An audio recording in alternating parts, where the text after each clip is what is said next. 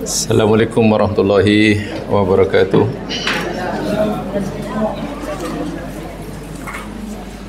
Innal hamdalillah nahmaduhu wa nasta'inuhu wa natubu ilaihi wa nastaghfiruh. Na'udzu billahi min syururi anfusina wa min sayyiati a'malina, may yahdihillahu fala mudilla lahu wa may yudlil fala hadiyalah. Asyhadu an la ilaha illallah wahdahu la syarika lah wa asyhadu anna Muhammadan abduhu wa rasuluh. Allahumma shalli ala Muhammad wa ala ali Muhammad. Assalamu alayka ya Rasulullah. Assalamu alayka ya Nabiyallah. Rabbi shrah li sadri wa yassir li amri wahlul 'uqdatam min lisani yafqahu qawli. Amma ba'd.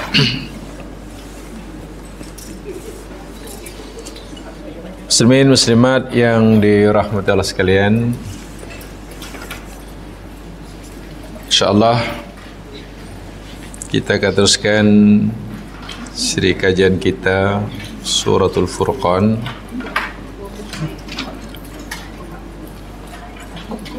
Menyambung penjelasan apa yang telah kita pelajari sama pada minggu lepas, yakni ayat yang ke-62.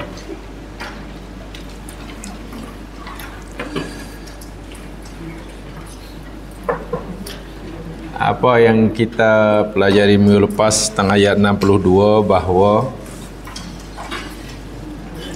di situ Allah memberitahukan dialah yang menjadikan malam dan siang silih berganti.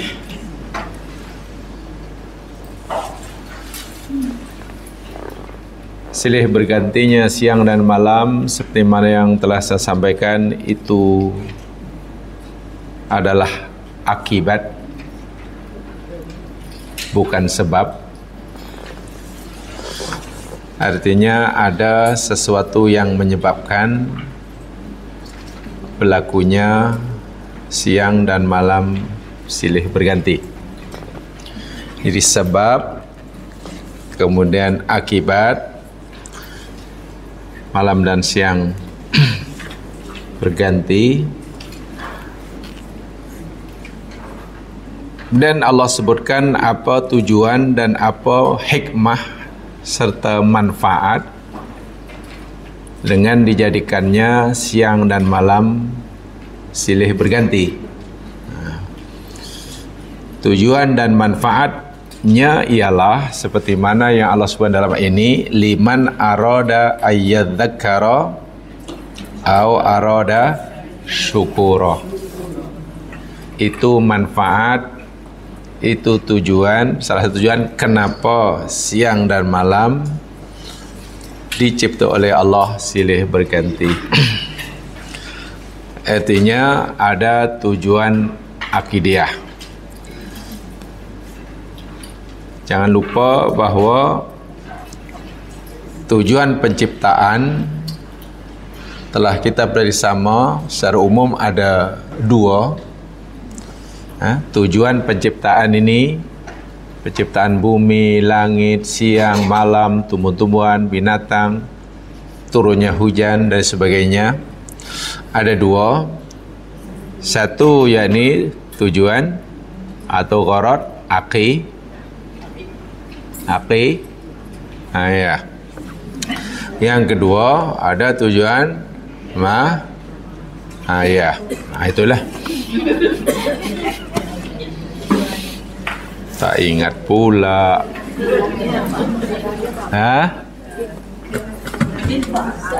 Tujuan.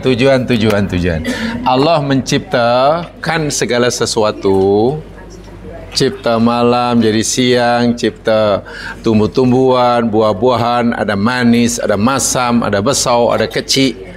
Kan? Tujuan penciptaan itu ada dua. Tujuan bahasa Arabnya yakni gharad, ya.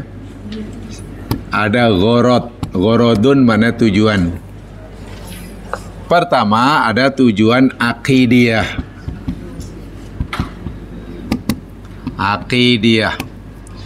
Yang kedua ada gharad, ada tujuan madiyah. Tujuan akidah, gharad akidah, yakni ada tujuan yang berkaitan dengan akidah. Karena apabila kita memikirkan penciptaan Allah, penciptaan bumi, langit dan segala tadi lah, segala macam yang ada berlaku dan seperti ini, diharapkan akidah kita meningkat. Keyakinan kita kepada keesaan Allah, kekuasaan Allah, kebijaksanaan Allah semakin bertambah. Sebab itulah orang-orang yang memikirkan ciptaan Allah dengan sebenar-benarnya, sesungguhnya pasti ia akan kata Rabbana ma khalaqta hadza batilan. Pasti itu. Hatta tengok nyamuk yang mungkin kita tak suka pun kita akan kata Rabbana ma khalaqta hadza batilan. Ya Allah, Maha suci Engkau ya Allah, rupa-rupanya Engkau cipta nyamuk ni tidak sia-sia ya Allah. Besar sungguh manfaatnya. Agung sungguh kekuasaanmu. Jadi kita, bila kita mendapatkan gharad akidah, kita tak pandai mencela terhadap ciptaan Tuhan. Mau panas ke, mau sejuk ke, hujan hari-hari ke, pokok tumbuh dengan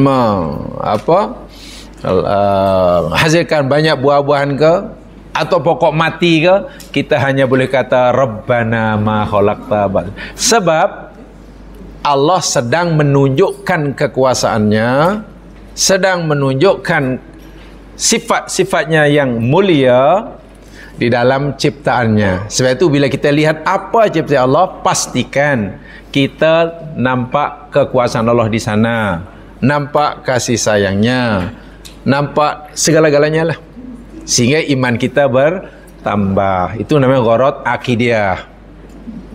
Bila iman kita sudah meningkat, sudah nampak kuasa Allah pada penciptaannya, Allah izinkan kita untuk gharadun madiyah. Ada tujuan kebendaan, tujuan dunia. Boleh kita menikmatinya. Seakan-akan Allah berfirman, seakan-akanlah, wahai manusia, karena kamu sudah nampak kekuasaanku dalam penciptaan buah-buahan ini ada masam, ada manis, dan kamu tidak mengeluh, kamu tidak komplain karena kamu nampak kuasa aku, sekarang aku persilakan kamu untuk menikmatinya. Kita boleh makan yang manis, kita boleh menggunakan yang masam. Nah, memanfaatkan ciptaan Allah bagi keperluan hidup di dunia itu namanya gharad madiyah. Tapi ingat, gharad madiyah ini mesti yang kedua. Yang pertama, akidah dahulu. Sebab kalau kita hanya tumpu pada gharad madiyah, itu tadilah. Kalau tengok buah, pasti kita hanya menyukai yang berasa manis. Yang masam, yang busuk, nah yang busuk kirim salam katanya. Bahkan mengeluh, apalah dah tanam penat-penat, berbuah pun kecil, busuk lagi, sia-sia tu. Sebab dalam kepala dia hanya kepala madiyah. Saya pernah nyatakan banyak kali saya tanyakan pada jemaah sekalian untuk memudahkan pemahaman ni. Saya ulangi pertanyaannya. Mana yang lebih susah bagi Allah? Menciptakan mangga yang manis atau mangga yang busuk? Mana yang lebih susah bagi Allah? Betul sama? Betul ya? Yakin. Pertanyaan kedua, mana yang lebih menunjukkan kuasa Allah bagi kita? Allah menciptakan mangga yang maniskah atau mangga yang busuk? Yang lebih menunjukkan, yang Allah lebih menunjukkan kuasanya pada kita. Betul sama? Allah nak tunjukkan kuasanya kepada kita melalui ciptaannya mangga yang manis. Ini mangga yang artinya tak kiralah mangga yang manis yang dicipta oleh Allah kah, mangga yang busuk kah, Allah sedang memperlihatkan pada kita, menunjukkan pada kita, inilah kuasa aku. Bila kita sudah berhadapan dengan kuasa Allah, apa yang kita katakan? Rabbana ma, itu yang Allah maukan. Iman bertambah, iman bertambah. Jangan kita menilai ciptaan Allah itu dengan kaidah suka tak suka. Itu tak boleh. Saya suka ini pasal manis, ini tak suka, kirim salam. Lah, akhirnya komplain aja lah. Komplain. Alangkah hinanya kita. Tapi kalau ini sudah mendalam yang orang akidah, lalu Allah katakan, sekarang karena iman kamu sudah bertambah, keyakinan kamu bahwa aku maha berkuasa sudah makin mantap, Allah kata, aku izinkan kamu menikmatinya. Silalah. Kalau kamu suka yang masak, makanlah. Masya Allah. Itu. Jadi demikian juga ayat ini, Allah ciptakan siang dan malam, itu ada tujuannya. Tujuannya yakni liman arada ay zakaro au arada syukuro. Pertanyaan saya, tujuan yang Allah katakan liman arada untuk tadzakur, tujuan Allah menciptakan malam dan siang untuk tasyakkur, itu tujuan apa itu? Pilih satu di antara dua. Silih pergantian siang dan malam yang Allah ciptakan ini ada tujuan, kan? Sama ada tujuannya untuk gharad akidiyah atau gharad Madiyah, kan? Sekarang dalam ayat ini Allah berfirman, tujuannya yakni bagi siapa yang ingin tadzakur atau bagi siapa yang ingin tasyakkur. So tadzakur dan tasyakkur itu tujuan yang mana? Hanya perlu dua orang menjawab. Tak perlu banyak-banyak. Hanya perlu dua orang dan jawab berbeza. Pasti betul. Nanti saya iyakan. Seorang dapat jawab gharadun akidiyah, seorang jawab gharadnya iya betul. Mana tu? Tadzakur, tasyakkur. Malam jadi siang, siang di malam ni kata Allah supaya kamu tadzakur, kamu tasyakkur. Kalau tujuan apa tu? Akidiyah. Sekarang aku ciptakan siang dan malam, malam jadi siang ni Allah kata malam gelap gulita sehingga supaya kamu boleh tidur nyenyak, siang terang benderang agar kamu boleh berjalan di atas muka bumi untuk mencari rezeki. Tujuan apa itu? Madiyah. Ada nampak? Nampak apa? Ini pentingnya mas sekalian, karena hidup ni kita tak boleh komplain. Tengok apa pun tak boleh komplain. Panas ke, sejuk ke, hujan ke, kemarau panjang ke, masam ke, pokok yang ditanam hidup ke, mati ke. Bila kita sudah mendapatkan gharad akidiyah, apa yang kita lihat, apa yang kita dengar, kita boleh kata apa tadi? Rabbana ma khalaqta hadza batilan syukurlah. Itu sudah tenang dah hati. Bayangkan dah melihat semua pokok yang buahnya semuanya busuk, bila kita boleh kata Rabbana ma khalaqta hadza. Tak tenang macam mana? Walaupun mungkin sudah penat menjaganya, mengeluarkan belanja, kan, kos macam-macam, tapi kita seakan-akan tidak diizin oleh Allah untuk mendapatkan manfaatnya, kan. Maknanya gharad madiyah ada, kan. Saya nak tanya, di dalam laut, dalam kedalaman 100 meter, 200 meter, bahkan 1 kilometer, ada tak ikan di sana? Ada, kan? Ikan yang bahkan di laut itu tak ada cahaya, karena cahaya mati tidak tembus sana. Pertanyaan saya, ikan yang Allah cipta di dalam laut dalam kedalaman 1 kilometer, apa manfaat madiyah yang kita dapat? Agak-agak gharad madiyah Apa yang kita dapat? Agak-agak lah. Kita tak pernah tangkap karena dia tak boleh muncul, tak boleh apa ke permukaan. Kalau mengabung nanti mati, dia hidup di sana. Tengok pun tak pernah. Nak tangkap, nak jual pun tak boleh. So apa akhirnya gharat madiyah? Macam tak ada kan untuk kita. Tapi bila tidak ada, kenapa Allah cipta? Lalu untuk apa tujuannya? Gharat akidiyah. Galaksi yang jauhnya daripada kita, tempat kita 13.7 bilion tahun cahaya. Coba apa gharat madiyah yang kita dapatkan? Jangan dengan kita, pakar astronomi pun belum tahu apa manfaatnya buat kita. Allah cipta gugusan bintang yang sangat jauh daripada kita. Tapi apakah karena kita belum dapat merasai gharat madiyah, kan? Bahawa Allah mencipta segalanya itu sia-sia? Tidak. Ada gharat yang pertama ini, akidiyah Allah. So, faham ni ya? Jadi dalam ayat ini silih pergantian malam dan siang Allah kendaki, ada tujuan gharat akidiyah. Gharat akidiyahnya yakni tazakkur atau tasyakkur. Dalam ayat itulah tazakkur atau tasyakkur. Liman aroda ayat zakara atau aroda syukura. Tazakkur dan tasyakkur. Apa itu tazakkur dan tasyakkur? Ya mas sekalian, saya ingin sampaikan dahulu apa yang disampaikan oleh ulama-ulama silam. Liman arada ayat dzakara aw arada syukura. Ibnu Katsir dalam tafsirnya beliau berkata begini. Saya baca apa adanya dahulu dalam kitab Ibnu Katsir. Ay ja'alahuma yata'aqabani tawqitan li'ibadati ibadihi lah.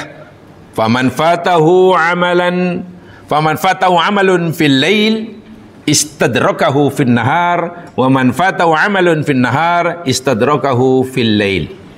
Kata Ibnu Katsir ketika mentafsirkan ayat ini, bahwasanya Allah menciptakan siang dan malam ini silih berganti, ya, yakni tujuannya untuk ini gharat akidiyah. Maksudnya apa? Siapa saja yang terlepas melakukan amal kebaikan di malam hari, bolehlah ia menggantinya melakukannya di siang hari. Dan sesiapa saja yang terlepas melakukan amal soleh di siang hari, bolehlah ia menggantinya melakukannya pada malam hari. Lalu beliau mengutip sebuah hadis sahih riwayat Imam Muslim daripada Abu Musa al-Ash'ari. Nabi bersabda, tolong terjemahkan, saya lupa terjemahannya. Innallaha ta'ala, sesungguhnya Allah yabsutu yadahu. Saya lupa terjemahannya, entah macam mana tiba-tiba lupa. Yabsutu yadahu. Yabsutu mana ini? Membentangkan, menghulurkan, yadahu, tangannya. Sesungguhnya Allah Subhanahu wa taala menghulurkan, membentangkan tangannya. Bil laili, pada waktu liyatuba, kerana dia hendak menerima taubat, musian nahar, orang yang buat dosa pada waktu siang. Allah Subhanahu wa taala mengulurkan kedua tangannya. Ini bahasa majazi ya. Pada malam hari, kerana Allah hendak menerima taubat hambanya yang melakukan dosa siang hari. Tengok. Kemudian wa yabsutu yadahu bin nahar, dan Allah mengulurkan tangannya pada siang hari, liyatuba musi'al lail, kerana dia hendak menerima taubat hambanya yang berdosa di malam hari. Tengok, siang hari kita buat berdosa, Macam mana ni yang berdosa ni? Sedangkan kita perlu taubat. Allah kata, tak apa. Kamu buat dosa siang hari kan? Ya, ya Allah. Tak apa, nanti aku bagi kamu malam. Dan aku ciptakan malam buat kamu supaya kamu yang berdosa di siang hari mohon ampun pada malam hari. Sesiapa yang melakukan dosa malam hari, Allah jadikan siang hari baginya agar ia bertaubat. Itu makna tadzakur wa tasyakkur, kata Ibnu Katsir. Jadi jangan siapa yang berdosa siang hari, tak apalah, jangan macam tu. Habis kalau malam hari, ya tidur je lah. Bukan. Siapa yang buat salah malam hari, tak sempat bertaubat malam hari kerana dia berdosa, Allah kata bertaubatlah siang hari. Siang hari tidak digunakan untuk minta ampun bagi kesalahan malam hari, malah ditambah lagi dosanya. Ya, ini bukan tadzakur, bukan tasyakkur. Faham ya? Begitu maksudnya. Satu di antara gharat aqidiyah. Contoh yang lain, hadis riwayat Imam Muslim daripada Ummul Mukminin Aisyah radhiyallahu anha. Saya ingatkan diri sendiri yang sekalian dan semuanya, bila sebut keluarga Nabi, khasnya isteri Rasulullah SAW, ya yang sopan sikit lah ya, yang sopan. Jangan sebut dulu Aisyah pernah cerita. Aisyah mana dia ingat tu? Tolonglah sopan sikit. Dulu Aisyah pernah kata masa jumpa dengan Hafsah, si ingat dia, si Aisyah mana dia ingat? Ini isteri Rasulullah. Orang salafus soleh, bahkan Al-Imam Al-Bukhari pernah membiasakan diri bila menyebut isteri bagi Nabi. Contohnya menyebut ni Aisyah Ummul Mukminin ni, beliau akan kata an Aisyata. Kata kalau mereka hadis lah, an Aisyata as-siddiqah, perempuan yang benar, yang jujur, binti as-siddiq, anak kepada lelaki yang benar jujur, yakni Abu Bakar lah tu, kan? Habibatu Rasulillah, kekasih Rasulillah. Al-mubarra'ah minas sama, perempuan yang mendapat pembelaan kisnya dari langit, dalam kisah surah An-Nur tu, kan? Ummul Mukminin, ibu sembilan orang mukmin radhiyallahu anha. Tengok adab para muhadis. Para muhadis ni sangat-sangat menghormati keluarga Rasulullah SAW, dan itu memang disuruh. Bila itu bila sebut isteri Nabi, tak akan dahulu Aisyah pernah cerita. Lah, Thomas, jangan sekali-kali ya jangan seperti itu. Dan minta maaf kalau jamaah mesti berani. Katalah kalau ada penceramah itu tolong tegur. Ustaz, siapa tadi? Aisyah tadi. Sebab adik saya pun Aisyah. Oh, itu Aisyah. Kalau isteri Nabi itu kena sebut yang betul lah. Bukhari kata, wa an Aisyata as-siddiqah binti as-siddiq habibatu Rasulillah al-mubarra'ah minas sama radhiyallahu anha qalat. Ini kita dengan dua lamba, ya namanya isteri Rasulullah kan. Minta maaf ya, sekali minta maaf, sekali contoh. Jamaah kalau menyebut katalah, menyebut kita sebagai rakyat jelata, nak menyebut nama permaisuri macam mana? Mesti kan Baba Duli yang raja permaisuri kong bla bla bla bla bla. Jamaah kalau nak menyebut katakanlah Raja Brunei macam mana? Soal Brunei satu muka surat mesti kan. Siapa di antara yang berani menyebut kata nama Raja Soal Brunei dengan namanya saja? Tak berani, tak sopan. Itu baru kepada sesama kita. Ini isteri Rasulullah. Menyebut dahulu Aisyah pernah ni berpakat dengan Hafsah. Masya Allah ya. Jadi menghormati keluarga Nabi itu disuruh ya mas sekalian. Kena hormat, kena muliakan, kena muliakan. Ini bukan sembarang manusia ya, dijamin masuk surga. Dijamin masuk surga. Allah pun tengok ya, ketika Ummul Mukminin Aisyah radhiyallahu punya kes dituduh berzina, seluruh manusia di muka bumi mempercayai berita bohong dan palsu itu. Tak ada siapa yang membela kesnya. Abu Bakar ayahnya pun hanya diam membisu 1001 bahasa tambah satu. Allah tak rela ibaratnya, Masya Allah, macam mana ini isteri nabiku, kekasihku, ini perempuan suci, kenapa namanya dihancurkan seperti ini? Dan tidak ada orang yang mau membelanya. Allah perintah malaikat Jibril turun bawa wahyu surah An-Nur tu. Dan dikatakan sekali ayat Jibril turun bawa wahyu dalam jumlah ayat yang paling banyak, yakni dalam kes Ummul Mukminin inilah. Itu yang disebut sebagai perempuan al-mubarra'ah minas sama. Seorang perempuan yang dapat pembelaan daripada langit. Jadi lawyer dia bukan lawyer bukan di bumi. Langsung pembelaan daripada Allah Subhanahu wa taala. Tak gerun ke seorang ada kes dibela oleh tiba-tiba kita memanggil dengan namanya dengan dua lamba menyebutnya. Dua lamba. Bukan selamba, dua lamba ibu. Jangan. Jadi wa an Aisyah ummul mukminin radhiyallahu anha, Nabi sallallahu alaihi wasallam bersabda begini. Kana idza fattathu sholatu minal lail. Apa terjemahannya?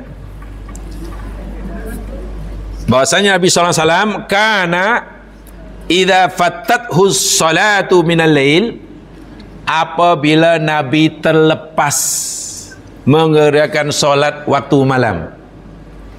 Nabi kan selalu kan solatul lail, qiyamul lail, paling tidak solat witir. Witir ni wajib bagi Nabi, tak pernah tinggal.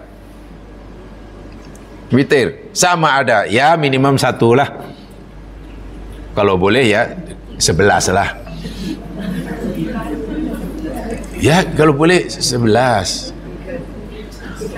Dan ikut sunnah witir 1 boleh, 3 pun boleh. 3 ya selalu 1 salam sajalah, sekali salam, walaupun 2 salam pun boleh. Kalau 5 pun 1 salam, 5 1 salam, 7 1 salam, 9 1 salam, 11 1 salam. Bukan 2 1, bukan. Gitulah. Jadi kalau jamaah sembahyang witir 5 rakaat, witir ni apa maknanya? Apa makna witir? Makna witir? Ganjil. Jadi takkan orang niatnya nak sembahyang witir 2 rakaat. 2 itu genap. 5 1 2 3 4 5 duduk. Tidak ada tahiyat awal. 7 pun tak ada tahiyat awal, sekali harung. Itulah. Jadi Rasul SAW apabila terlepas melakukan solat pada waktu malam, bukan solat isya ya, contohnya solat witir lah, min waja'in, ya mungkin karena Nabi tak sehat, au maradin, Nabi sakit kan, atau tak adalah apa-apa, atau karena sebab tertentu. Shalla minan naharis natai asyrata rak'atan, hadis Muslim. Nabi akan mengganti solat witir yang biasa dilakukan pada malam hari yang terlepas itulah. Nabi ganti dilakukan pada siang hari, tapi genap, bukan ganjil. Maknanya karena Nabi ini membiasakan solat witir itu 11 rakaat, bukan 1 rakaat. Boleh, tapi jawab apa tak boleh? Boleh, siapa kata tak boleh? Tapi patut kata patut, itu jawab sendirilah. Kalau pertanyaan boleh tak boleh solat witir 1 rakaat, itu pertanyaan fiqah, jawabannya boleh. Tapi kalau patut kata patut, itu pertanyaan akhlak, jawab sendiri. Sembayang 1 rakaat minta surga Jannatul Firdaus. Ya. Nah, ini bukan masalah boleh tak boleh, patut ke tak patut, itu pertanyaannya. Ya. Boleh ke salat witir 1 rakaat lepas itu minta kepada Allah Jannatul Firdaus, baju hijau, boleh. Itu pertanyaan fiqah. Tapi kalau pertanyaan ihsan, pertanyaan akhlak, salat witir 1 rakaat lepas itu mohon pada Allah agar dimasukkan surga Firdaus, Ha? Yang paling tinggi. Itu jawab sendiri je lah. Jadi karena Nabi ini membiasakan solat witir pada malam hari ini 11 rakaat. Bila Nabi terlepas, mungkin baginda sakit atau karena sebab-sebab yang lain, Rasul SAW akan mengganti solat witir itu dilakukan di siang hari tetapi genap. Jadi kalau 11, Nabi akan melakukan 12. Apalah 20.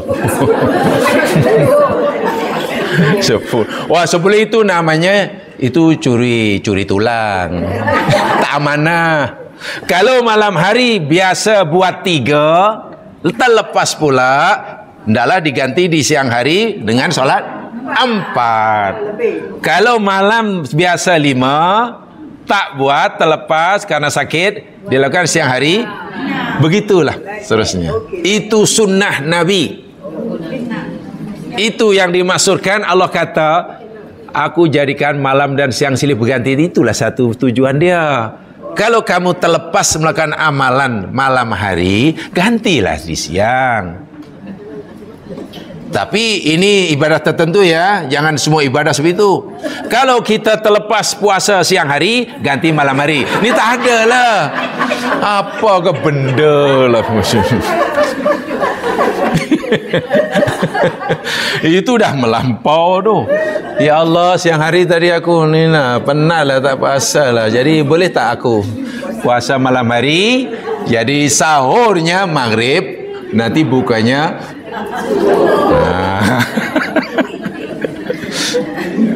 katakanlah kita dah biasa dah. Lepas apa namanya ni, isyak je dah biasa baca Quran. Lepas maghrib biasa baca Quran, mungkin 1-2 muka. Itu dah amalan harian dah, rutin dah. Walaupun tidak wajib, kita wajibkan diri sendiri. Tak macam manalah malam tadi tak baca, kan? Karena sibuk melayan cucu. Jadi kalau ikut hadis ini, siang hari gantilah. Karena biasanya malam hari lepas mari baca Quran, tak macam mana tak baca, ganti siang hari. Ya Allah, ini aku ganti siang hari ni. Macam itulah maksudnya. Biasa siang hari itu bersedekah. Jumaat tak pernah miss, mesti sedekah. Tak macam mana Jumaat tadi tak apa namanya? Tak lupa ke tak apa ke Allah. Wah, kotak tu ada tu. Walaupun hari Jumaat kotak tu tak perlu berjalan, iaitu mengganggu tu.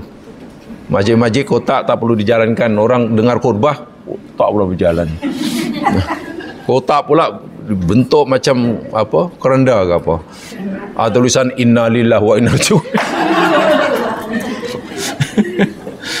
Jadi bila dah jadi amalan harian, tiap hari kalau bersedekah, pergi masjid sedekah sini, terlupa pula siang hari, ganti malam hari. Gitulah maksudnya.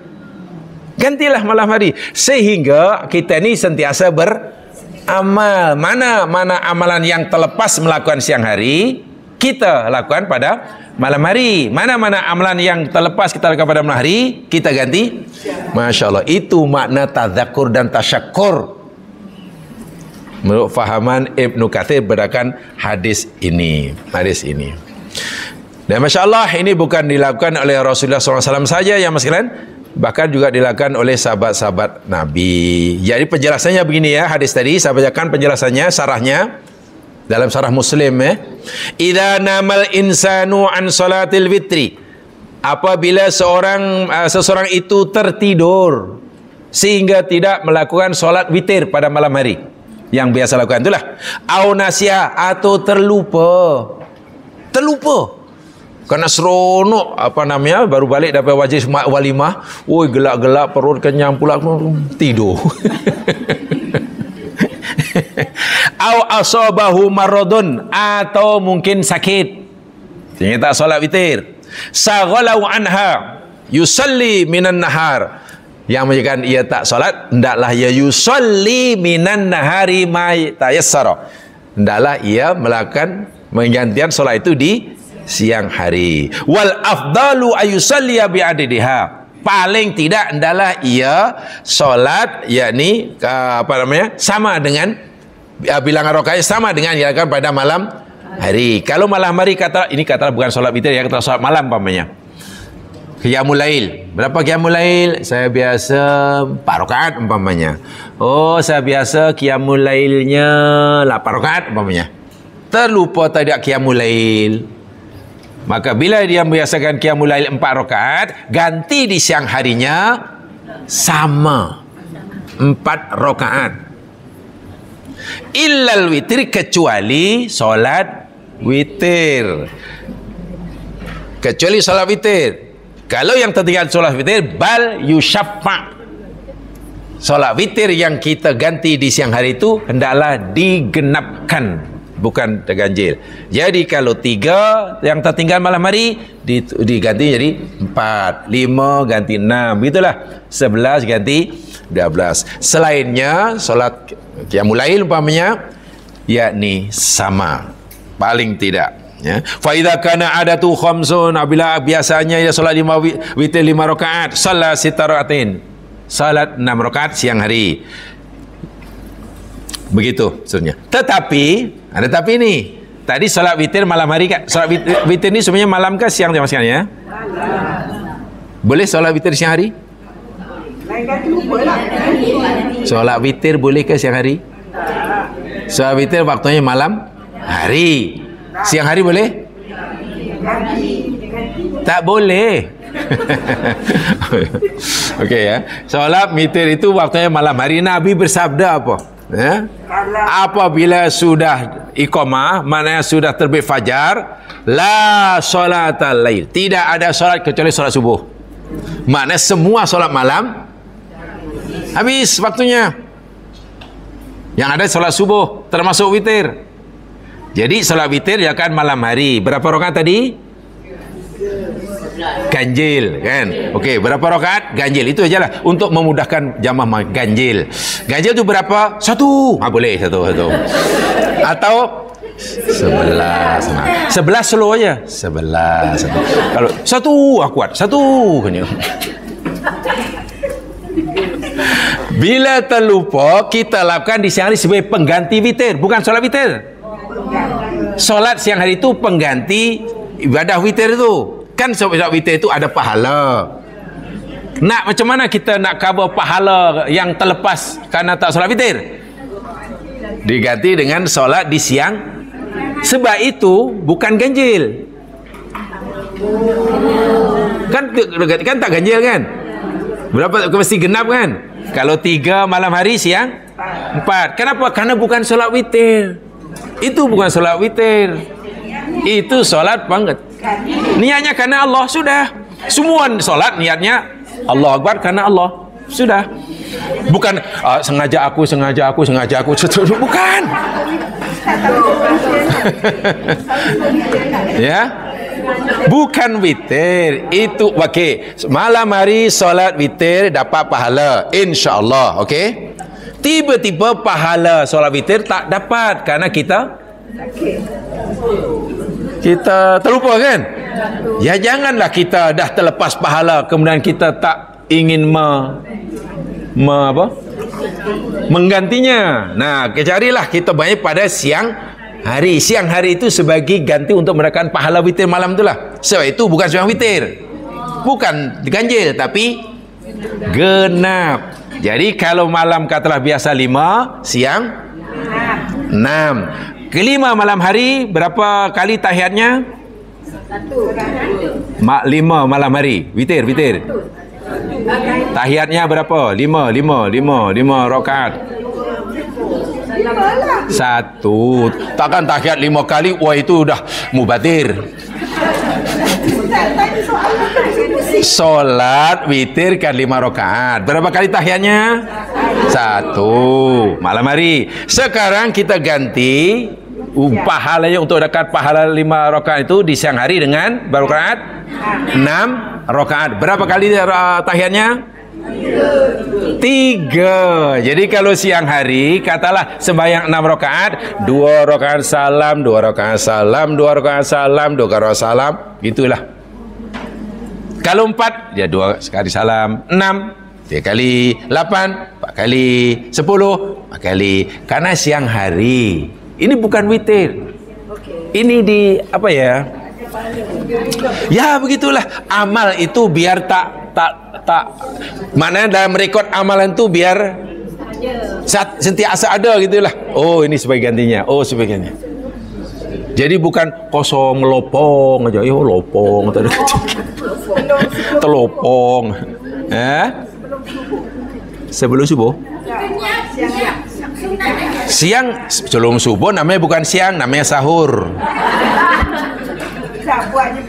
Siang sekarang pun boleh. Sekarang.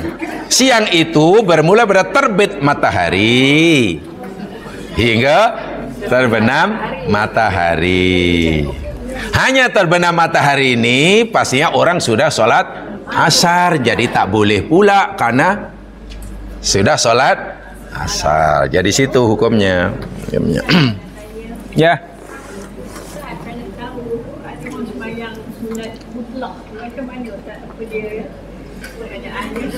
Sunat mutlak ini tidak tentukan waktunya. Tak ada waktunya. Pagi ke petang ke siang ke malam ke, tidak ada masalah kecuali pada waktu-waktu yang diharamkan. Itu namanya solat mutlak.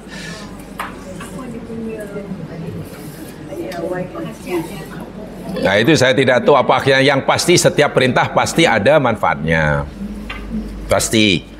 Apatah lagi Nabi bersabda di dalam jamaah boleh lihat apa namanya Kitabus Shalah dalam Subul Salam, ketika ada sahabat bertanya pada Rasul, "Ya Rasulullah, berdoalah engkau buat aku agar aku dapat urafiquka bil jannah." Ya Allah, ya Rasulullah, tolonglah berdoa kepada Allah agar aku boleh menemanimu di surga. Ini sahabat ini pelik permintaannya. Minta kepada Nabi agar dia dapat menemani Nabi di surga. Kan wish, hebat tu. Wah, mungkin kalau kita, ya Rasulullah, tolong doakanlah ya Allah supaya aku awet muda. Mungkin. Jadi Nabi tanya bala, "Aghairu dzalik?" Ada tak permintaan yang lain? Adakah permintaan yang lain? Sahabat, oh tidak Rasul, itu saja. Huadzaka itu banyak apa namanya? Itu sajalah. That's all. Itu ajalah.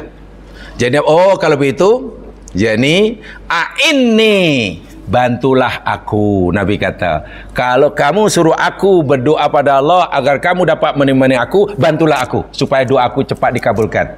Bikathrotis sujud, dengan memperbanyak sujud. Memperbanyak sujud di sini maknanya sembahyang ya, bukan sujud sampai setengah jam tak bangun, bukan. Tak ada kena-mengena tiba-tiba sujud.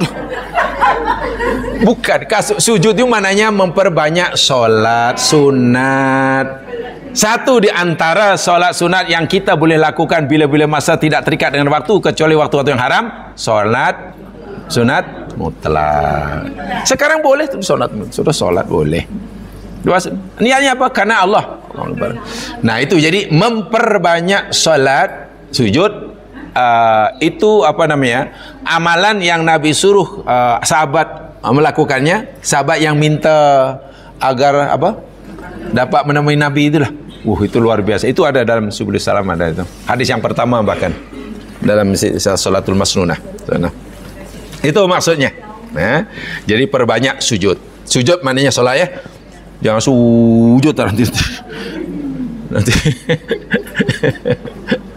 tak ada kena-mengena. Sebab sujud ini jamaah sekalian, dalam agama ada berapa? Dalam agama kita sujud ini ada berapa jenis?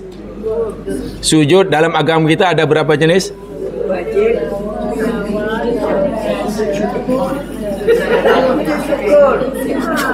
Ya? 7 jenis sujud, anwa'us sujud. Satu namanya sujud rukun, yakni dalam solat. Itu rukun dah tu, tak boleh tidak, tak sah ya. Kedua sujud sahwi. Ya, karena terlupa melakukan sunat-sunat abad dalam solat. Itu sudah jelas, ada hadisnya. Ketiga, sujud syukur. Hadisnya juga sahih. Sama ada ketika dia malah mendapatkan nikmat atau merasakan terselamat dari musibah. Syukur juga. Sujud syukur. Yang keempat, sujud tilawah. Tempoh hari saya katakan, bila kita baca ayat-ayat sajadah, ayat yang menyuruh kita sujud, kita disunatkan sujud. Itu namanya sujud tilawah. Yang kelima, tidak ada. Namanya sujud tidak ada. Yang empat itu sajalah. Empat itu saja. Minta maaf sekali minta maaf. Jangan sekarang hanya empat itu saja yang disyariatkan oleh agama. Tapi kadang kita mungkin pernah melihat ada kawan kita lepas solat dah ilallah, setiap kali nak doa sujud. Dia harus sujud. Sujud syukur. Ya. Sujud syukur ni jamaah sekalian, dia ni bersifat apa ya? Bersifat taubat. Tidak ada. Tak ada sujud taubat. Sujud syukur ni yakni sifatnya bersifat karena ada peristiwa, begitulah. Bukan, tak boleh begitu. Kalau sujud syukur tu maknanya sujud syukur mensyukuri nikmat, maknanya 24 jam kita masih syukur, masih sujud. Siapa sujud syukur karena saya masih boleh nampak, sujud syukur karena saya boleh mendengar. Tak boleh. Sujud syukur kerana ada bersifat apa? Bersifat apa dia? Accidental lah. Apa dia tu? Apa dia istilah belanya?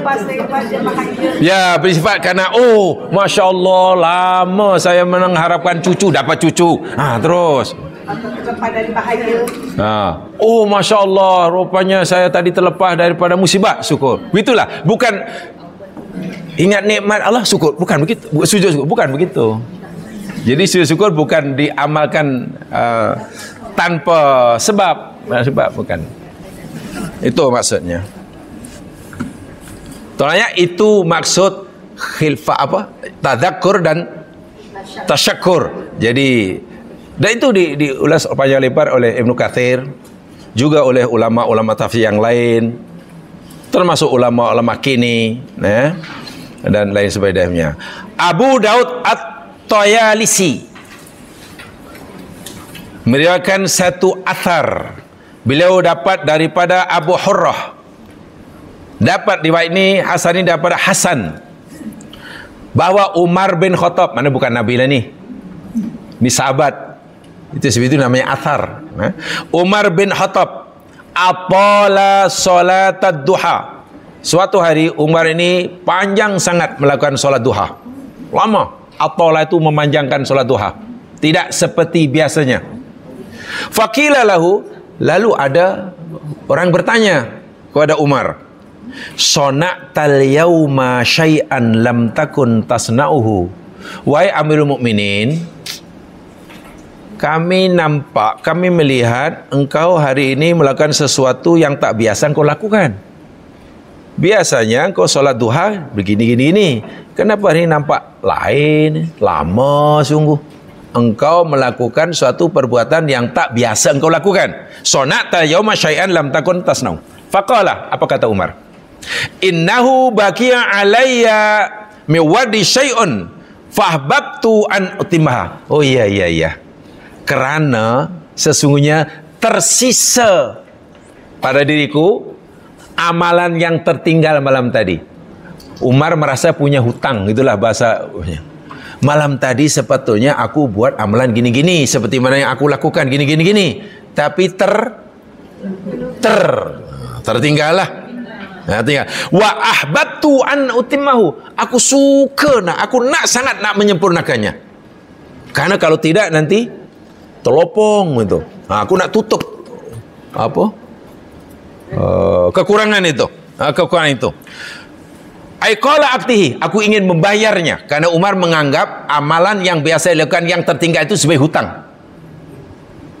Yang sepatutnya dilakukan malam hari Dia nak ingin melunasinya di siang hari. Watala hadil ayah. Kemudian Umar membaca ayat yang sedang kita pelajari ini. Wa huwallazi ja'ala al-laila wan-nahara khilfatan liman arada ayyadzakkara au arada. Inilah Umar memahaminya. Sama dengan apa yang dilakukan oleh Rasulullah rupanya. Jadi berhadis pun ada, bahkan sunnah sahabat pun ada. Ini tujuan. Ini gharadul aqidiyah.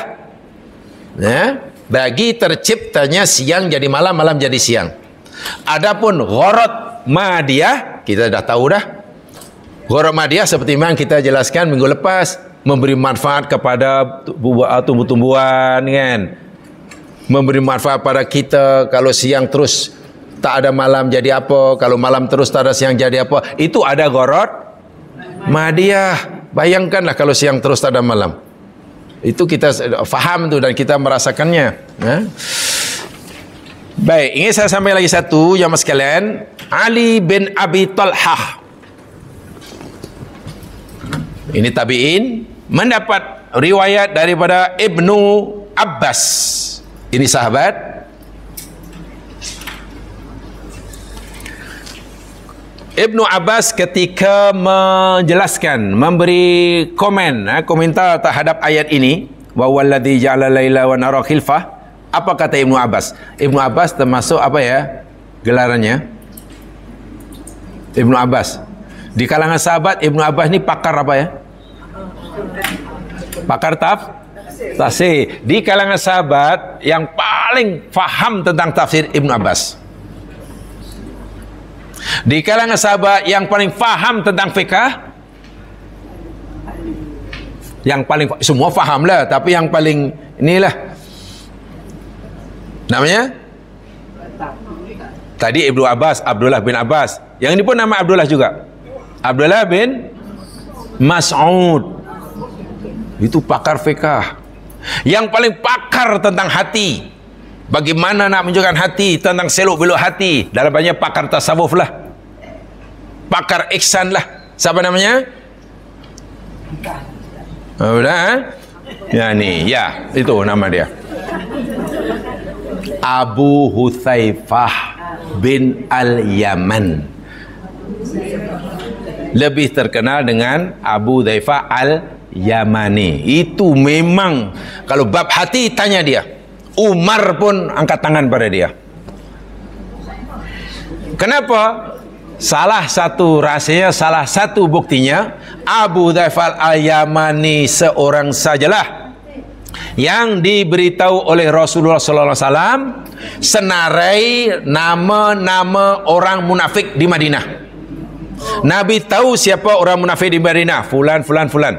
Lalu Nabi beritahukan senarai itu kepada Abu Hudzaifah Al-Yamani dan diberikan peringatan keras oleh Nabi, jangan beritahu pada sesiapa. Karena itu rahsia Rasulullah, kan? Sehingga Abu Hudzaifah mendapat gelaran sahibus sirri Rasulullah, penyimpan rahsia Rasulullah. Tak akan diberitahu pada siapa. Karena hanya ada beritahu khas untuk bila bab munafik ni kaitannya apa jemaah sekalian? Kaitan dengan amalan solat ke atau apa? Munafik. Hati. Solatnya sama orang munafik dan orang mukmin. Puasanya sama. Tapi masalah hati berbeza. Nah, itu yang faham Abu Hudzaifah.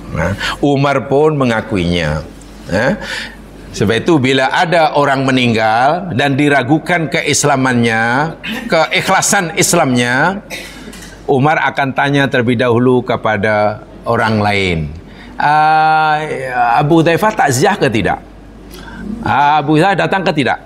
Kalau Abu Hudzaifah datang, dia pun pergilah, takziah lah. Kalau tidak, walau dia tak ada halangan, dia di rumah, Umar pun tak. Tapi karena ini tentu Abu Hudzaifah tahu ini masuk orang munafik. Sebab orang munafik kan Nabi dilarang ya oleh Allah SWT dalam surah At-Taubah.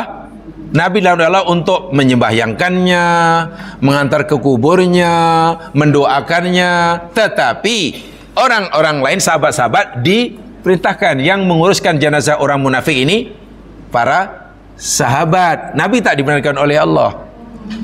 Tak boleh. Itu dalam surah At-Taubah. Sebab itu ketua munafik, mula-mula Nabi nak menguruskan jenazahnya. Apatah lagi sehelai jubah Nabi pun diberikannya untuk dijadikan kain kafannya. Tapi Nabi dan oleh Allah, jadi tak pergilah, sahabat yang menguruskannya.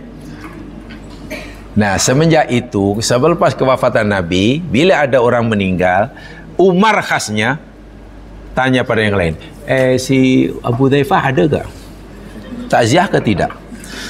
Kalau bila ada, dia pergilah. Maknanya dia mukmin, mukhlis. Tapi bila Abu Dhaifah tidak pergi, walhal dia tahu dan tak pergi mana-mana, Umar pun, aku tak pergilah. Tapi Abu Dhaifah tak kata, jangan pergi, dia tu munafik. Tak ada. Itu rahsia.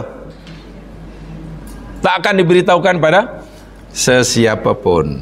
Tapi Masya Allah, begitu orang tahu bahawa Abu Hudzaifah diberitahu oleh Nabi senarai orang munafik, orang pertama yang paling risau adalah Umar bin Khattab. Paling risau. Segera menemui Abu Hudzaifah. Abu Hudzaifah, kami dengar engkau ni punya senarai orang munafik.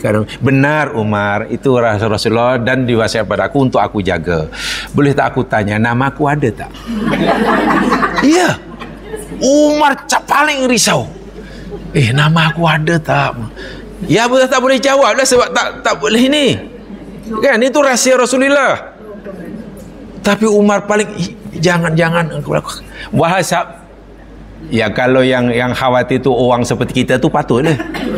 Ini Umar yang Nabi beritahu kan, iblis setan pun takut kan, termasuk orang yang diberitakan masuk surga. Setelah didesak banyak kali tanya, Abu Dhaifah akhirnya menjawab, tapi jawapannya secara tidak terus terang. Kata Abu Dhaifah, wahai Umar, manalah ada Umar yang lebih baik daripada Umar yang satu ini. Itu aja jawapan dia. Walaupun mungkin belum memadai, belum memuaskan Umar. Mana ada Umar yang lebih baik dari Umar yang satu ini. Itu aja jawapannya. Abu Dhaifah tak kata, tengok nama kau tak ada lah Umar. Itu bukan Abu Dhaifah itu. Itu suka membocorkan rahsia. Ini rahsia Rasulullah. Kan? Tak dibenarkan sama sekali. Kalau macam itu nanti ramailah. Abu Bakar mungkin tanya lagi, ada aku tu. Yang engkau ada nombor yang ke-9. Nanya kau. Allahu Akbar. Nah, itu pakar bab hati. Memang tentang hati, tentang keikhlasan, syukur, sabar, riya, sum'ah, ujub, tanya Abu Dhaifah Al-Yamani. Pakar dia. Bukan yang lain, sahabat yang lain tak faham, tapi dia yang dianggap pakar, gitulah. Ibnu Abbas dianggap pakar dalam bidang tafsir. Sesuai ini kemakbulan doa Nabi ketika masih kanak-kanak, masih bayi, digendong oleh Nabi, diajak tawaf. Lepas tawaf lalu Nabi berdoa kepada Allah, mendoakan si bayi yang bernama Abdullah bin Abbas ini. Allahumma faqihhu fid din wa 'allimhu ta'wil. Doa Nabi dua itu saja. Ya Allah, berilah kefahaman kepada bayi ini tentang agama dan ajar dia ilmu tafsir. Allah kabulkan, setelah membesar dewasa pakar tafsir, menjadi rujukan yang paling mengerti apa yang dimaksudkan oleh Allah melalui firman-Nya. Itu Ibnu Abbas. Walaupun yang lain pun faham, tapi yang dianggap paling faham, a'lamuhum. Ya. Beliau memberi komentar terhadap ayat ini. Dia kata sama dengan di atas tadi, man fatahu syai'un minal laili ayamalahu. Siapa sahaja yang terlepas melakukan perbuatan pada amalan pada malam hari, adrakahu bin nahari, hendaklah ia ganti pada siang hari. Aw minan nahari adrakahu minal lail, atau siapa yang terlepas melakukan amalan di siang hari, hendaklah mengganti di malam hari. Ini hadis daripada Ali bin Abi Talha, daripada daripada Ibnu Abbas. Bukan hadis ya, tapi asar, karena ucapan Ibnu Abbas. Diriwayatkan oleh Ikrimah, Sa'id bin Jubair, Al-Hasan. Ya, ringkas kata, ia adalah sahih. Ya, ialah sahih. Sebab itu hendaklah kita amalkanlah yang seperti ini. Rugi ya. Tujuannya apa tadi? Ibarat catatan amalan kita itu ada rekod dia. Kalau ada baik, tulis baik, tulis jahat, tulis baik. Pastikan bila semua baik. Semua baik. Kalau terlanjur buat yang salah, segera minta ampun. Jadi baik lagi. Jika kebaikan yang kita dengan istiqomah tiba-tiba terlupa, cepat diganti. Jadi akhirnya baik. Itu tujuannya sehingga kita jumpa Allah Subhanahu wa taala, dan itu kebahagiaan yang luar biasa. Tak kiralah kita ini orang bandar ke, orang kampung ke, orang yang pernah belajar sampai ke Menara Gading ke, atau mungkin orang pernah sampai pemanjat Menara KL ke, tak kiralah. Yalah, belajarnya hingga Menara Gading, memanjat hingga Menara KL. Mulai daripada golongan marhain ke hingga golongan kayangan ke, kalaulah hadis ini diamalkan, berjaya jumpa di surga. Itulah yang boleh menyatukan umat tu macam ni lah. Di dunia boleh jadi berbeza-beza, ada kaya, ada miskin, ada pandai, ada kurang pandai, ada di kampung, ada yang di bandar, ada yang golongan marhain yang susah, ada orang yang senang. Tapi surga ini menawarkan tempat pada semua orang. Wahai manusia, marilah. Dan aku tawarkan diriku untuk kamu, bukan karena kekayaan kamu, bukan karena kekuasaan kamu, bukan karena kamu, tapi tolong sunnah Nabi ini amalkan. Ya, jadi di surga nanti jamaah sekalian, penghuni surga ini macam-macam. Orang kaya pun ada di sana. Orang yang dia kaya pun boleh masuk surga. Yang peniaga pun boleh masuk surga. Yang cikgu pun masuk surga. Pekebun boleh. Bahkan orang susah pun boleh masuk surga. Hamba abdi pun masuk surga. Dan bayangkan bila surga nanti diisi oleh orang yang mempunyai pelbagai latar belakang semasa di dunia. Indah sekali itu. Jadi surga itu boleh menampung macam itulah jamaah sekalian ya. Semua background. Beza dengan dunia. Dunia ni kalau katalah hotel lah, 7 bintang, itu biasanya yang nginap orang tertentu atau semua orang boleh.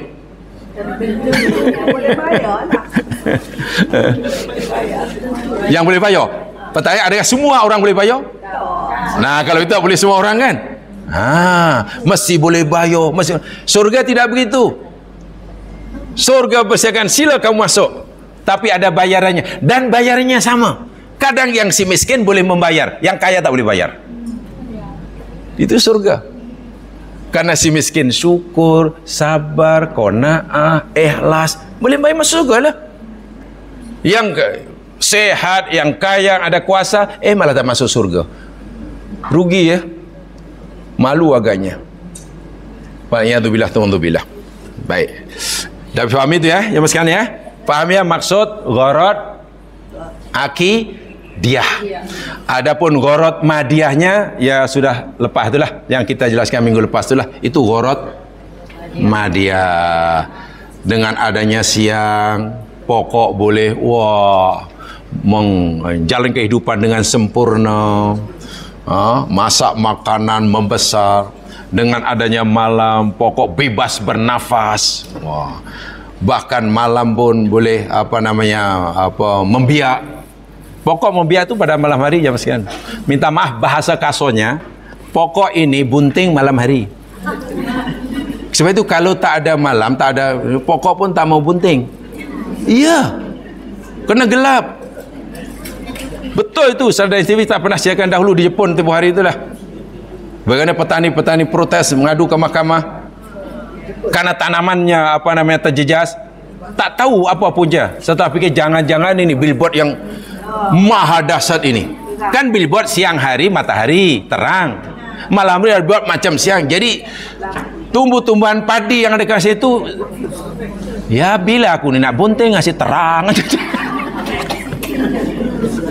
Setelah beberapa tahun, saman itu yang punya billboard tu bawa ke mahkamah, majlis mahkamah tak tahu nak putuskan. Betul ke punca hasilnya menjadi kurang ni pasal billboard ni? Tenang, terpaksa mahkamah panggil saintis Jepun yang pandai, tolong buat kajian, betulkah tanaman-tanaman itu jejas hasil mahsulnya bila ia terus-menerus dalam keadaan setelah sekian lama saintis sepakat benar Tuan Hakim.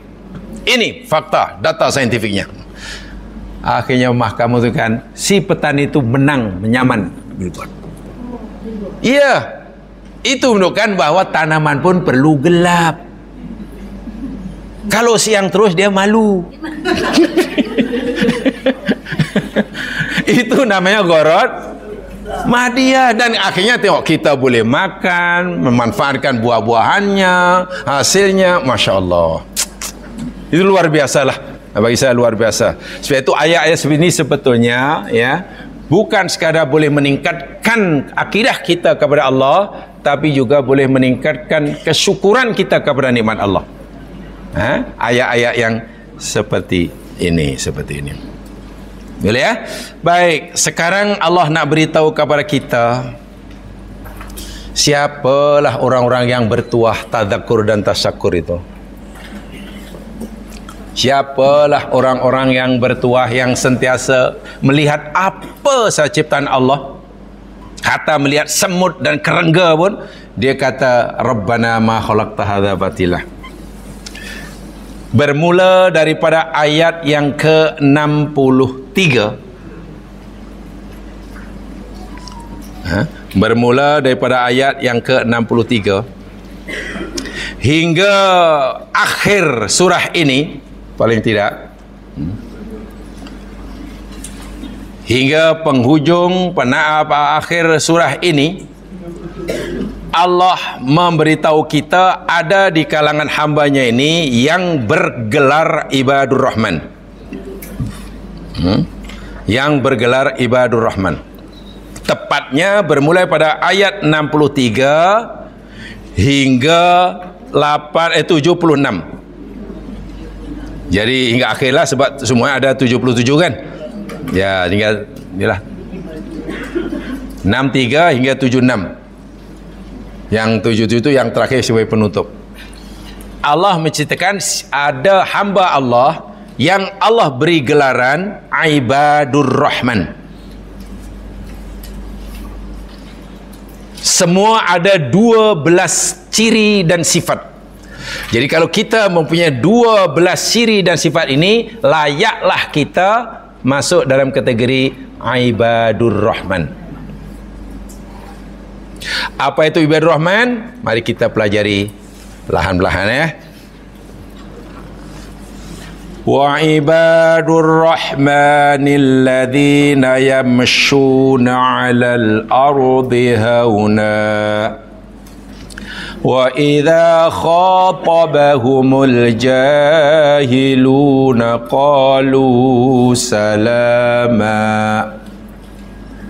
Wa ibadur rahmani, dan ibadur rahman itu alladzina adalah orang-orang yang yamshuna, mereka berjalan alal ardi, di bumi kan, di atas bumi ni ya? Di atas bumi. Haunan, dalam keadaan rendah diri, tawadhu, tidak meninggikan diri, tidak sombong, tidak angkuh. Mana tidak jalan mengingkang.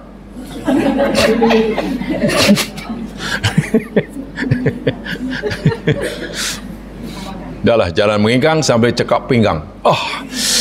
Allahu akbar walillahilham. Wa idza, dan apabila khatabahum, mengata akan mereka. Khatabah ini saya terjemahkan mengata akan mereka. Kalau bahasa Melayu dikata.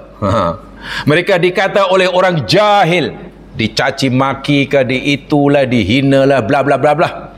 Dan orang yang suka mencaci maki orang, mengata orang, menghina orang, itu kalau kita tanya Al-Quran, wahai Al-Quran, orang-orang yang suka mencela orang, menghina orang, menjelekan orang-orang itu, apa tu nama dia? Quran jawab, itulah jahilun. Bukan pandai, jahil. Ini Quran yang cerita. Jadi kalau kita tak mau punya predikat jahilun, ya janganlah suka mengata orang. Tapi ibadur rahman ni bila dikata oleh orang-orang yang jahil, qalu salama. Mereka berkata salama. Maknanya tidak mengikuti cara mereka. Bukan dikata tak baik, dia balas tak baik. Bukan. Dia sentiasa memilih jalan yang selamat. Diperlakukan oleh orang bodoh dengan cara bodoh, tidak dibalas dengan perlakuan yang bodoh. Nanti dijelaskan agak panjang. Untuk kali yang pertama, maksudnya siri pertama untuk ayat ini ya. Yang tadi dah habis kan? Habis. Sekarang tukar tajuk. Tajuknya Ibadur Rahman, gitulah. Semua ada 12, jadi tukar tajuk lah. Jadi untuk siri yang pertama Ibadur Rahman ni, khasnya ayat 63 ini, saya hanya ingin menafsirkan dari segi kalimatnya saja. Dipanggil Syarhul Mufradat. Uraian tentang mufradat, tentang kalimat yang ada dalam ayat ini. Begini jamaah sekalian ya. Jadi ini bukan tafsirnya, tapi hanya syarhul mufradat. Ya, karena kita tadabbur, jadi seboleh-bolehnya sedetail yang boleh lah. Ya. Sedetail yang boleh. Jadi hamba bahasa Arabnya apa? Hamba. Abdun tu hamba. Daripada abada. Kalau abada menyembah, jadi abdun tu penyembahan lah. Abdun. Bukan Abdul ya. Kalau Abdul saya tak tahu artinya. Sebab Abdul ada dul. Ada lam. Kemana lam tu? Kalau Abdun ada tahu. Abdun. Kalau Abdul saya tak tahu. Tapi kalau Abdullah ada. Abdul Latif ada. Abdul Hakim ada. Sebab orang Melayu ni suka mengambil apa ya? Suka menambah-nambah huruf orang lain diambil gitu. Saiful Bahri. Asalnya Saif itu pedang, Al-Bahri lautan kan. Jadi Saiful Bahri pedang. Ini panggil Saiful. Lamnya tu ke mana coba? Dah lari lah mana dia. Nama siapa? Saiful. Itu pun dipanggil Ipul. Ya. Tak tahulah itu Melayu kan, bukan Arab. Tak apalah. Tak apa. Abdun. Di dalam bahasa Arab ni jamaah sekalian, abdun ini mufrad, jamak dia, bentuk plural dia ibadun. Ada namanya hamba-hamba. Ada juga abidun, jamaknya abidun. Abidun. Maknanya hamba-hamba juga. Kalau tengok terjemahan bahasa Melayu, sama ya. Ibad, hamba-hamba. Abid, hamba-hamba. Ibadullah, hamba-hamba Allah. Abidullah, hamba-hamba Allah. Sama ya terjemahan. Tapi sebagaimana yang telah kita pelajari dan kita sepakati sama, di dalam Al-Quran tidak ada kalimat yang berbeza, melainkan maksudnya pun mesti sebab itu jangan difahami sama kalimat ibad dengan abid. Tak boleh. Nah, kalau beza, apa perbezaan antara ibad dan abid? Bila kalimat ibad digunakan, bila abid digunakan. Masya Allah. Jamaah yang dirahmati Allah sekalian, ibadun ini saya ringkaskan ya, saya ringkas saja. Kalau abdun dijamakkan jadi ibad, itu merujuk pada hamba-hamba Allah yang baik. Hamba-hamba Allah yang baik. Ibad. Tidak ada yang tidak baik. Jadi si kafir tak masuk, si musyrik tak masuk, si pembohong tak masuk, si penipu tak masuk, si pencuri tak masuk. Kerana ibad itu hanya merujuk pada hamba-hamba Allah yang baik saja dengan Allah. Adapun abid itu merujuk pada hamba-hamba Allah yang umum sifatnya. Yang baik pun masuk, yang tak baik pun masuk. Faham ya? Yang patuh pun masuk, yang degil pun masuk, yang mukmin pun masuk, yang kafir pun masuk. Itu kalau disebut abid. Abid. Jadi lebih umum kan. Tapi kalau ibad lebih khusus, lebih spesifik. Sebab itulah bila Allah kaitkan dengan namanya Ar-Rahman. Ar-Rahman itu kan nama Allah. Tidak mungkin Allah kata Abidur Rahman. Tak mungkin. Kalau Abidur Rahman maknanya nanti hamba Allah yang jahat pun dikasihi oleh Allah. Tak mungkin lah. Bermakna yang dapat rahmat daripada limpahan Rahman Allah hanya yang ibad. Contohnya ayat ini, Ibadur Rahman. Ibadur Rahman. Adapun abid, coba lihat umpamanya di dalam surah Qaf umpamanya. Surah Qaf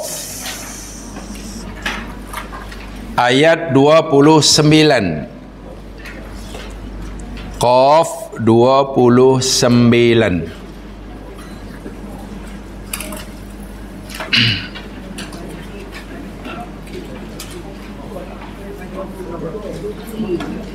Surah yang ke-50.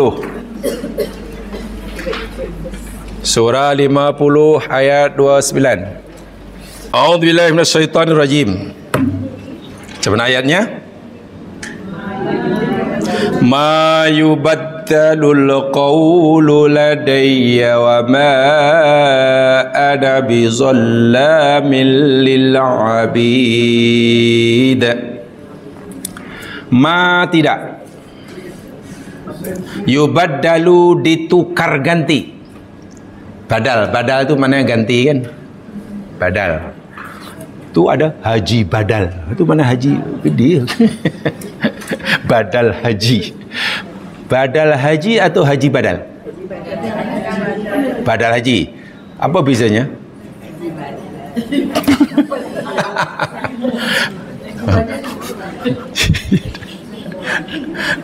Badal haji katanya perbuatan. Kalau haji badal nama orang. Siapa tu? Tu haji badal. Ma yubaddalu, tidaklah ditukar ganti. Al-qawlu, firman. Qaul merujuk pada firman Allah. Mana ketetapan Allah lah. Qaul merujuk apa yang Allah telah firmankan, apa yang Allah telah tetapkan. Ladayya, di sisiku. Maknanya bila Allah sudah kata putih daripada zaman azali, putihlah hingga bila-bila. Bila Allah kata haram, bila-bila haram lah. Maknanya segala sesuatu sebelum dicipta Allah, Allah telah buat ketetapan. Ini nanti seperti ini. Dan ketetapan Allah yang kita panggil sebagai, apa ketetapan Allah yang telah tetapkan ini, apa namanya? Ketetapan Allah yang Allah tetapkan buat kita ni lah. Ini nanti anak perempuan, ini namanya umurnya sekian, ini matinya di sini, ini jadi nanti jadi apa, engineer, ini nanti jadi insinyur, ini jadi insinyur. Itu lain-lain tu. Lain. Apa namanya? Qada ke qadar? Tu apa yang Allah tetapkan sebelum kita, alam dicipta, termasuk kita. Nanti di ini ada lahir seorang ini, lelaki namanya, hidup ini, nanti kahwin ini, besar jadi ini umur sekian bla bla bla bla. Ini qaul yang Allah tetapkan, namanya qada atau qadar? Qadar. Dok. Namanya qadar. Bila ia telah diberlaku, dilaksana oleh Allah, namanya qada. Allah sudah tahu semenjak zaman azali siapa pagi hari ini hamba yang datang di majlis ini. Allah dah tahu, Allah tetapkan. Kata Allah zaman azali itu namanya qadar. Pagi ini betul-betul apa yang Allah tetapkan berlaku seperti mana yang ia telah berlaku. Fulan. Namanya qada. Tapi kita menyebutnya qadar. Tapi tak apalah. Kalau seakan-akan qada lebih dahulu kan, baru qadar. Tapi sebenarnya kita sebut qada pun tak salah, sebab kita kata qadar. Jadi bawa ke atas. Bukan qadar. Tak apalah, itu istilah. Itu makna qaul. Tidak ditukar ganti ucapan, kata Allah, ketetapan aku. Dah tetap. Apa ketetapan Allah yang Allah telah tetapkan? Satu di antaranya, wa ma ana bizallamil lil abid. Itulah ketetapan Allah semenjak zaman azali. Dan tidaklah aku, kata Allah, menzalimi, menganiaya bagi abid. Ini hamba mana ni? Hamba yang baik, yang tak baik? Semua. Hamba yang baik zaman sekarang, hamba itu buat kebaikan kecil apapun, Allah akan beri balasan. Ya. Orang hamba Allah yang buat jahat sekecil apapun ada balasannya. Dan Allah tidak akan memberikan balasan siksa kepada hamba yang berdosa melebihi dari yang sepatutnya. Bila Allah ini bezanya, katalah buat kebaikan. Bila kebaikan dan kerana Allah akan bagi pahala, kan? Allah bagi pahala. Allah kata, aku tak akan zalim pada hambaku. Maksudnya apa? Hamba yang buat baik ini pasti Allah akan beri pahala. Dan pahala akan dicukupkan, bahkan dilebihkan. Tidak mungkin Allah akan kurangi. Faham ya? Pahala yang Allah akan berikan jadinya pada orang berbuat baik akan dicukupkan, bahkan akan dilebihkan. Tidak mungkin dikurangkan. Kalau dikurangi, mana Allah zalim lah. Sepatutnya ada berapa? 100. Ya, Allah bagi 100 cukup. Bahkan Allah bagi 1000. Itu sifat Allah bila ganjaran yang baik. Tapi bila hambanya yang buat dosa, kan, Allah akan bagi siksa. Ngam-ngam. Cukup-cukup. Tidak mungkin dilebihkan. Bahkan mungkin dikurangkan, bahkan dihapuskan. Itu Allah Subhanahu Wa Taala. Yang buat jahat akan diberi balasan ngam-ngam. Sepatutnya 100, bagi 100. Tak mungkin bagi 150. Tak mungkin dilebihkan. Bahkan mungkin Allah akan kurangi jadi 80, bahkan dihapuskan sama sekali, karena Dia Maha Pengampun. Itu maksud Allah tidak zalim kepada abid, bukan ibad ya. Abid. Faham ya di sini bezanya? Jadi kalau ibad itu mesti orang yang baik kepada Allah. Kalau abid, ya masih umum lah. Sekarang pertanyaan saya, agak-agak Allah Subhanahu Wa Taala akan memberikan pengampunannya, kemudian pengampunannya, maghfirahnya kepada abid atau pada ibad?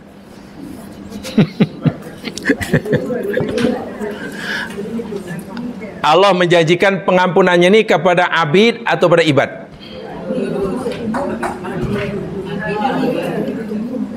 Abid ni jahat tau.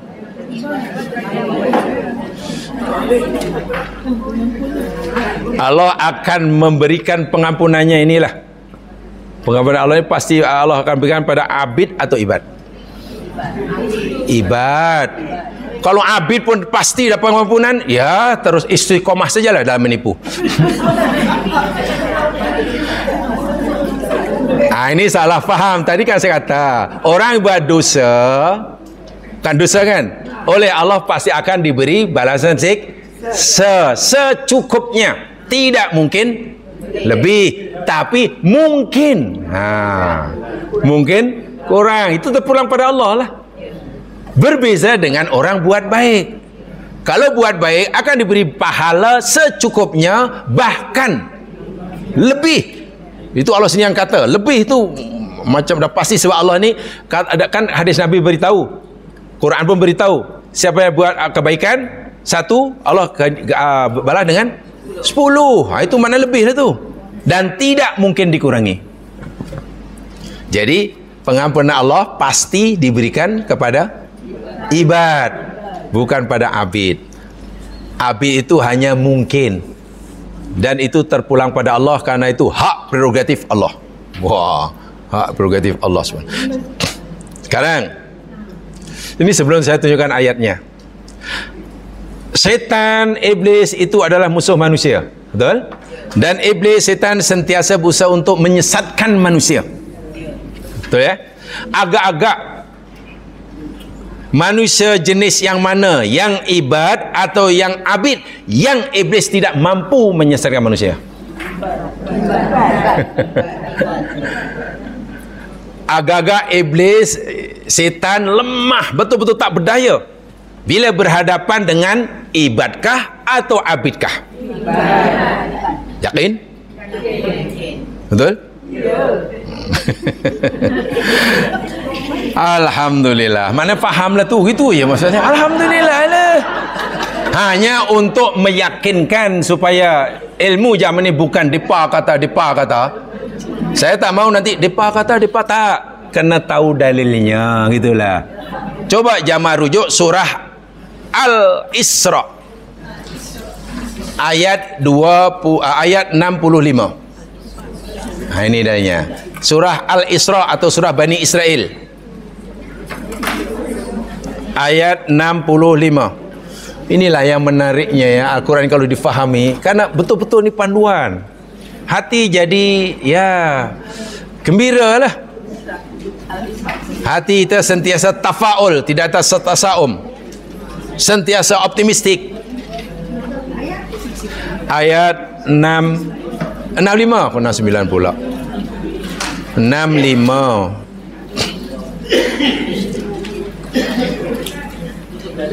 Macam mana ayatnya? Inna ibadi laisa laka alaihim sultan.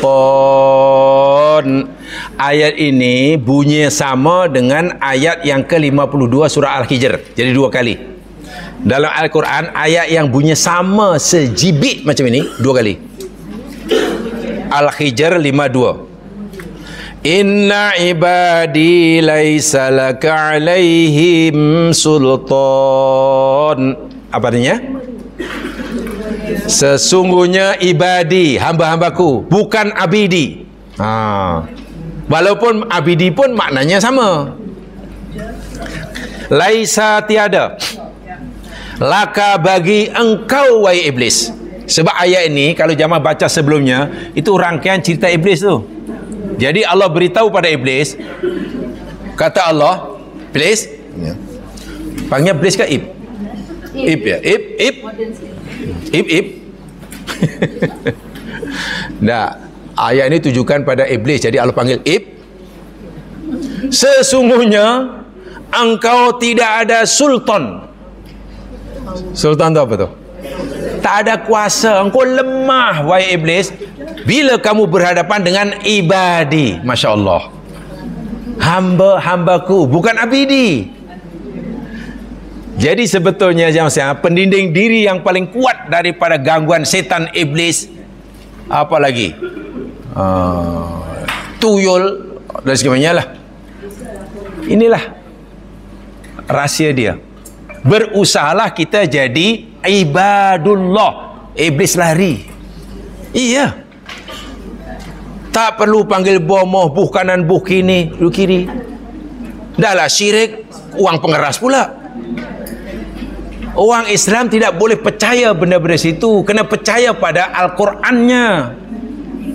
Jadi ayat ini memberitahu pada kita sekaligus umat Islam, wahai kamu umat Islam, kalau kamu mau punya kekuatan diri, punya pendinding yang paling kuat daripada gangguan iblis sekalipun, tidak perlu pakai itu, pakai buah kakak, pakai apa namanya, daun kelapa lah, air 7 perigi, bunga apa, bunga lah, bunga macam-macam bunga lah. Kamu hanya perlu berusaha dengan istiqamah menjadi ibadi. Mungkin iblis masih berjaya menipu kamu karena kamu masih bergelar abidi. Jadi usaha menukar predikat daripada abid menjadi ibad itu wajib dilakukan oleh kita. Dilindungi oleh Allah. Umar bin Khattab itu dah masuk kategori ibad. Situ setan dah lari walaupun Umar tak baca apa-apa pun. Umar belum baca surah belum baca ayat kursi.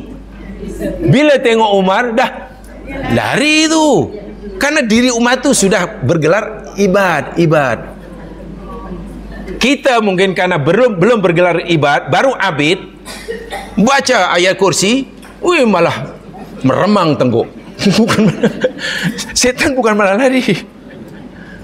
Faham ya maksudnya? Tengok jelas sekali. Kuat, pendinding sangat-sangat kuat. Patutlah yang Allah nisbahkan kepada zatnya yang maha pengasih namanya Ar-Rahman, bukan Abid. Abidur Rahman tidak ada. Dalam Quran tidak ada, dalam hadis tidak ada. Karena tidak ada, minta maaf, tolong jangan jadikan nama cucu. Abidur Rahman, mana boleh. Ibadur Rahman boleh. Begitulah maksud saya. Tolong sajalah. Jangan jadikan nama cucu atau cicit. Sebab yang dapat rahmat Allah, yang mencurah-curah, melimpah-limpah, bahkan melebihi daripada keperluan, ibad. Dahulu pernah pelajari ya surah Al-Fatihah ya. Jadi tak perlu diulangi. Apa beza Ar-Rahman dengan Ar-Rahim, tahu kan? Jawab aja tahu. Ya tahu. Ya tahu. Ingat atau tak ingat itu cerita kedua. Yang penting sudah kan beza antara apa Rahman dan Rahim. Kenapa dalam ini Allah kata Ibadur Rahman, bukan Ibadur Rahim? Walhar Rahman Rahim itu nama Allah. Kenapa Allah tak kata Ibadul Hakim? Hakim pun nama Allah. Ibadul Latif. Atau kenapa tak kata wa ibadullah? Nah itu adakku wa asarru. Ia mempunyai makna yang sangat dalam, penuh dengan rahsia dalam dilalah Quraniyah. Dari ada satu cabang ilmu tentang Al-Quran nama dilalah Quraniyah. Sesuatu yang ditunjuk oleh yang itu dimaksudkan oleh Al-Quran, tapi sangat dalam, terselindung. Bahasa mudahnya terselindung daripada pandangan zahir. Karena perlu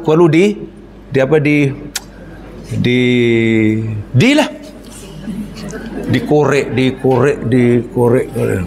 Ya perlu tafakur maksudnya. Tafakur itu mana kan mengorek kan.